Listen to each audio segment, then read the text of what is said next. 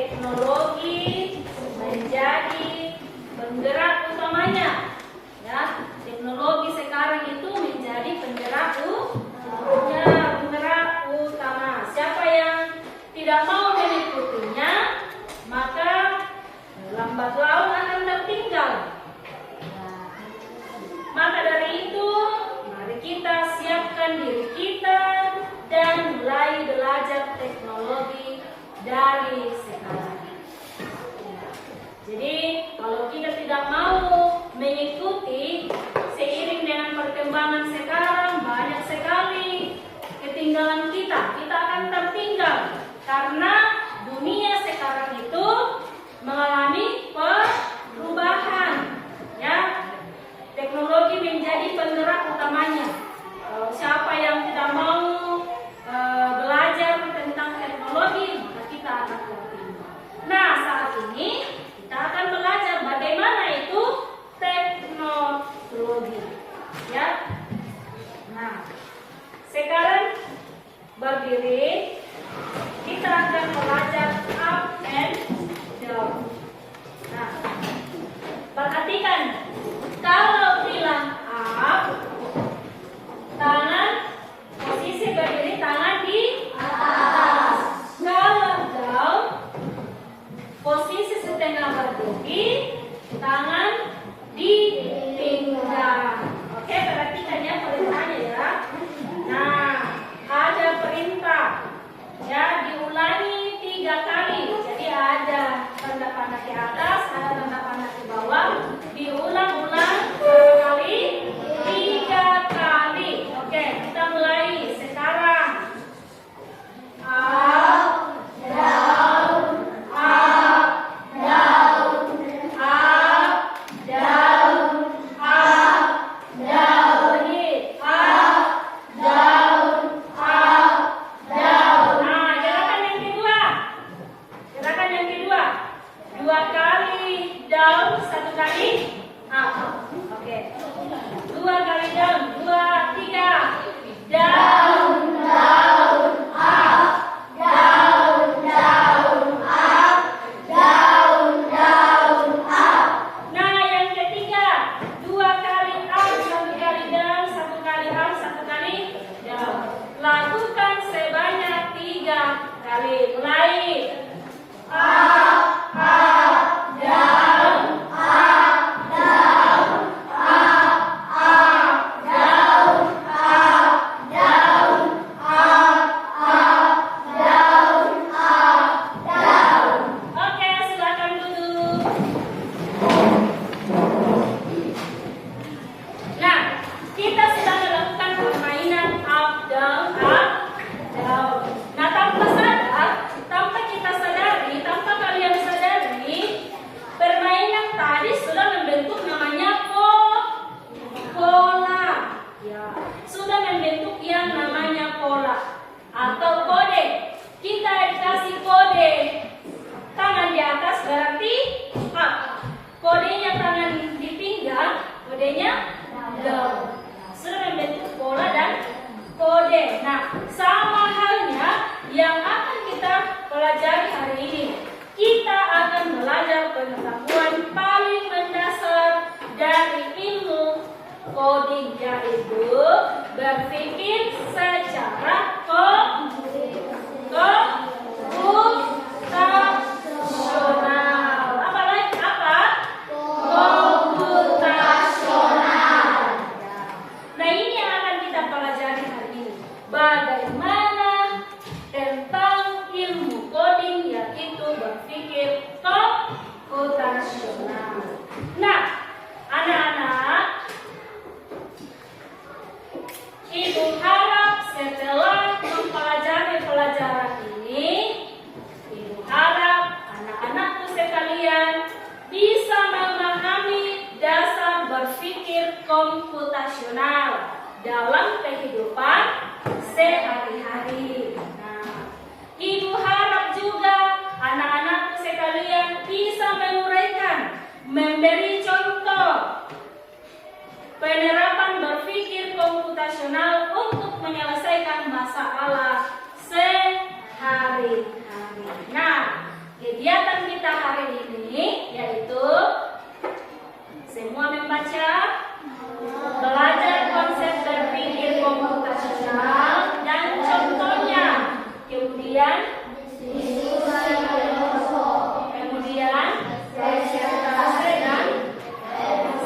nah ini yang akan kita pelajari hari ini ya. Oke.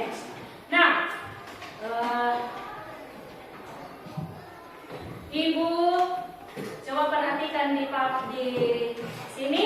Ibu perlihatkan ini semua adalah aplikasi-aplikasi yang Ibu kira anak-anakku sekalian sudah atau sering temui dalam kehidupannya sehari-hari. Perhatikan di depan. Nah, yang pertama apa namanya yang pertama? Aplikasi apa namanya? YouTube. Yang kedua apa?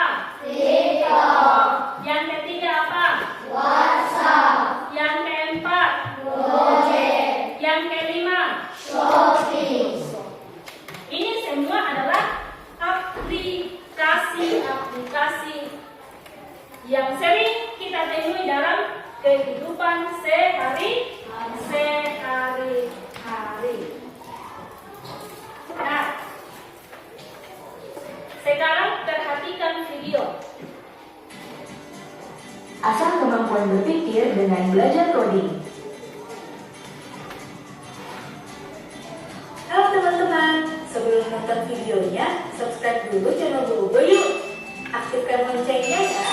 Lalu, jangan lupa juga like dan share video ini. Terima kasih.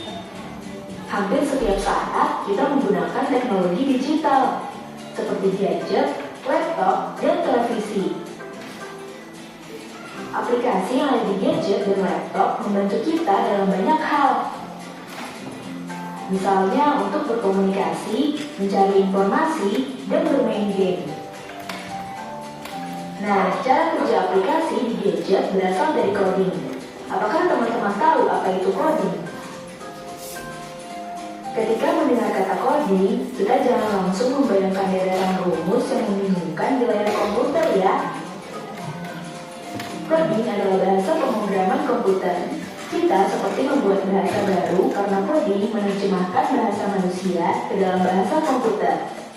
Coding bisa berupa huruf, angka, kode, atau simbol yang ada di komputer.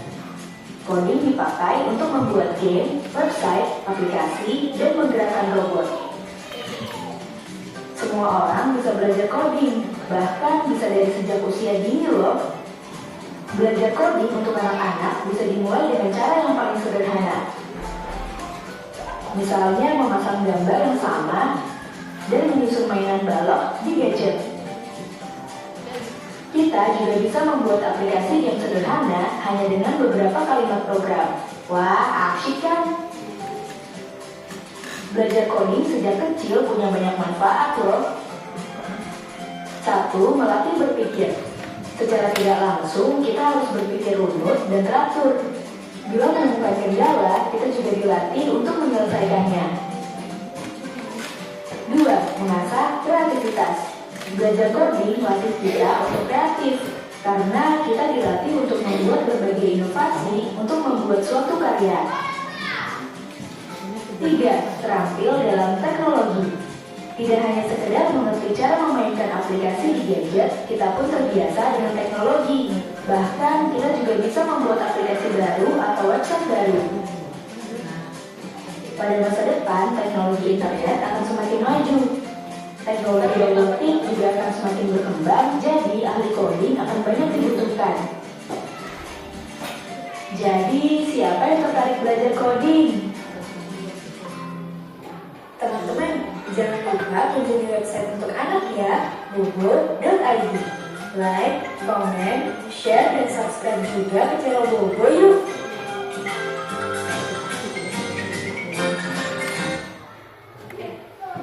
Sudah nonton ya? Sudah? Nah, dalam video tadi, kira-kira apa yang bisa kamu pahami dalam video yang sudah kamu nonton tadi? Ya? Apa yang kamu bisa lihat di video yang sudah kamu tonton? Ayo.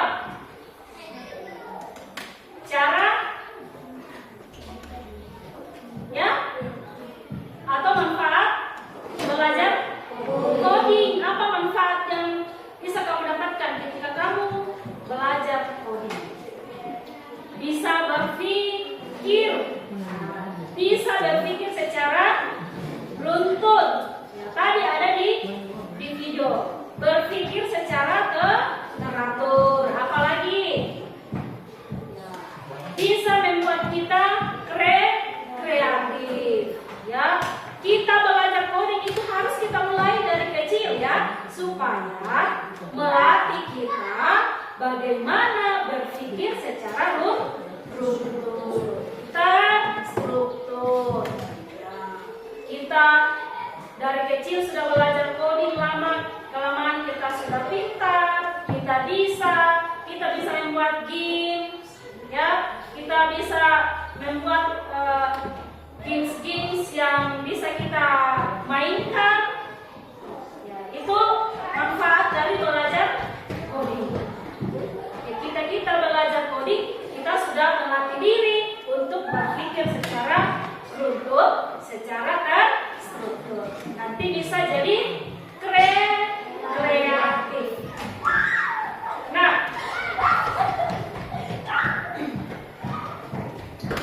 bagaimana ketika kamu mau membuat mie yang lezat?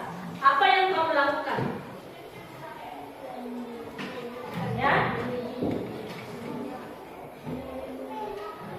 Apa yang kamu lakukan ketika kamu ingin makan mie yang sangat lezat, ketika kamu ingin membuat mie goreng yang sangat enak, apa yang kamu lakukan terlebih dahulu? Satu, apa? Ya? Apa? Ada yang menyiapkan piring. Apa lagi? Yang kedua apa? Ya. Siapkan minyak, siapkan bumbunya. Apa lagi? Masak minyak. Ya. Nah, ketika kita mau memakan mie, sebuah makanan yang enak, contohnya seperti mie yang lezat, maka kita harus berpikir dulu bagaimana caranya, mulai dari mengambil minyak, memasak minyak, memberikan bumbunya, sehingga tersedia makanan yang enak. Ya, tersedia makanan mie yang lezat. Nah, satu lagi, bagaimana sehingga di dalam sebuah aplikasi Google Maps, ya, dapat menentukan rute atau mendeteksi sebuah kemacetan. Wah, saya akan pergi ke pasar, tapi kalau saya perhatikan di Google Maps, di titik ini ada kemacetan, ada yang terjadi. Kira-kira itu kalian pikir, kira-kira itu kenapa ya? Kenapa itu? Karena apa? Tadi di slide tadi di video sudah terlihat di situ bagaimana sebuah aplikasi itu ya bisa berfungsi dengan adanya pemrograman coding. Ya. Itu jadi sebuah aplikasi Google Maps bisa mendeteksi sebuah kemacetan karena ada ya. Nah, seperti itu ya.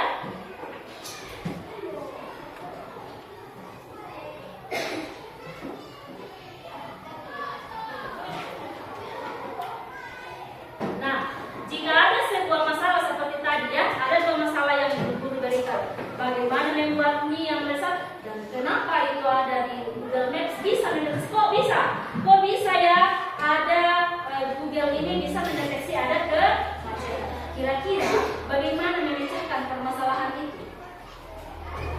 Bagaimana sehingga permasalahan ini, apa yang kita lakukan untuk memecahkan permasalahan ini? Nah, apakah ada bagian-bagian kecil yang bisa kita fokuskan terlebih dahulu? Apakah bagian-bagian itu yang kita akan fokuskan untuk memecahkan permasalahan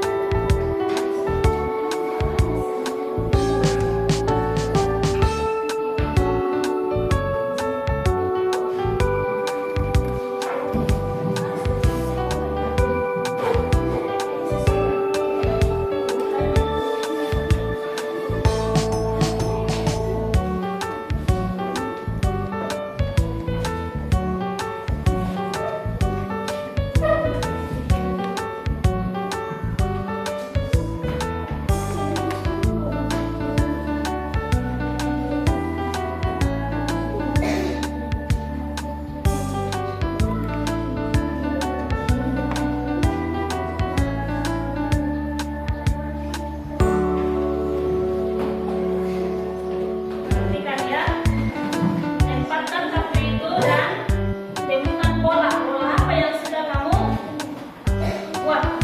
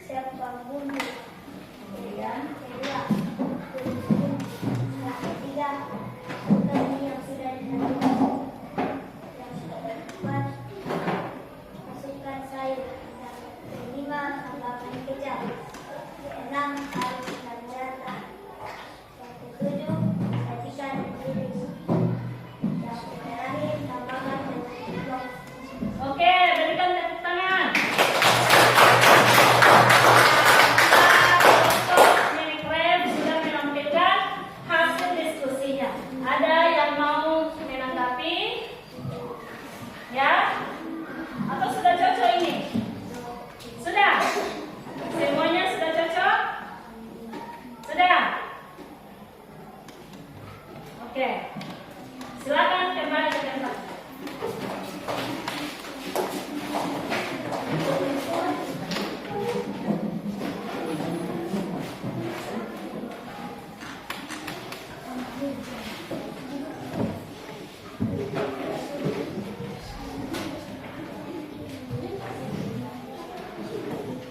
Nah, sekarang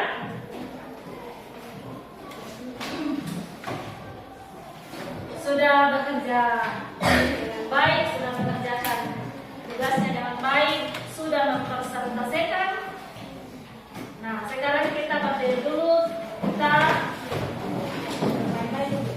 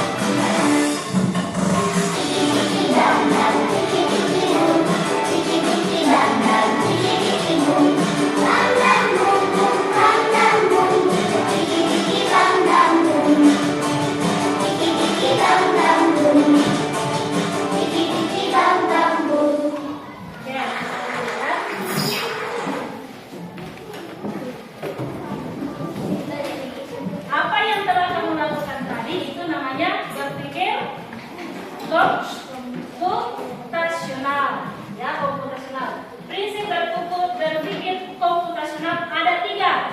Yang pertama apa? Berpikir dekomposisi. Yang kedua, pengenalan pola. Yang ketiga, abstraksi. Dan yang keempat, algoritma. Itu 4 prinsip berpikir komputasional. Artinya berpikir komputasional artinya kita berpikir terstruktur dan sistematis seperti komputer. Berpikir komputasional ini penting karena dengan berpikir komputasional kita bisa menyelesaikan masalah secara terstruktur, secara teratur. Nah, ini tadi ya keempat prinsip berpikir komputasional. Ada 4. Yang pertama dekomposisi, yang tadi yang sudah kalian lakukan. Tadi itu bekerja kelompok, tadi itu sudah namanya berpikir dekomposisi, seperti menyiapkan atau membuat mie goreng yang lezat, ya. Yang kedua, pengenalan pola. Yang keempat itu abstraksi, seperti contohnya tadi mengabaikan hal yang tidak penting, ya. Kamu tidak perlu tahu siapa yang membuat mie-nya, siapa yang bagaimana caranya membuat ini mie yang saya beli. Itu namanya abstraksi. Tidak perlu memikirkan hal yang tidak penting. Kita fokus untuk membuat mie goreng yang besar. Ya. Algoritma, ini berpikir secara algoritmik, menyelesaikan permasalahan. Ya, menyusun langkah-langkah tadi yang sudah kamu lakukan itu, menyusun langkah-langkahnya bagaimana cara membuat mie yang besar. Nah, jadi hubungan berpikir komputasional menyusun instruksi berurutan menggunakan logika berdasarkan pilihan. Nah, apa manfaat dari berpikir komputasional? Pertama,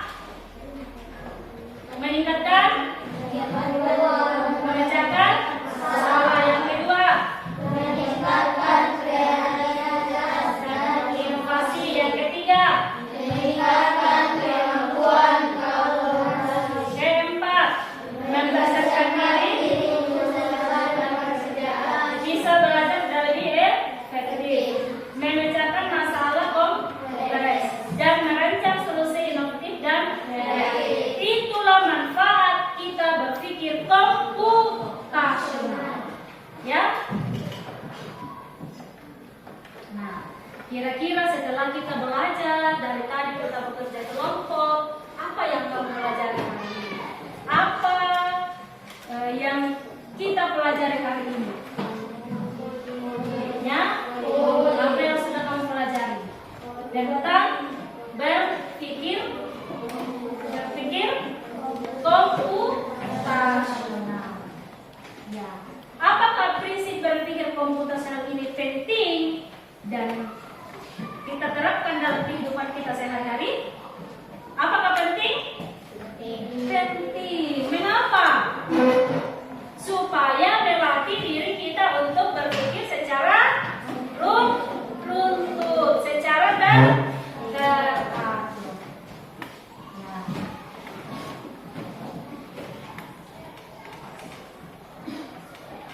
Oke. Untuk dikerjakan di rumah, guru akan memberikan ini tugasnya di rumah masing-masing ya. Mengerjakan tugasnya di rumah.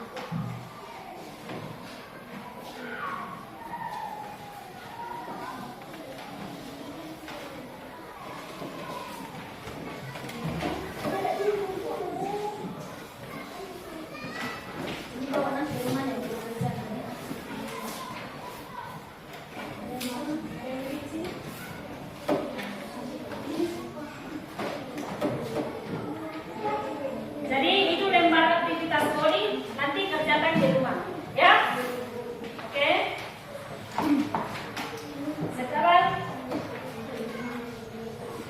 Sekarang pelajaran kita hari ini selesai. Guru Binsar memimpin kita doa.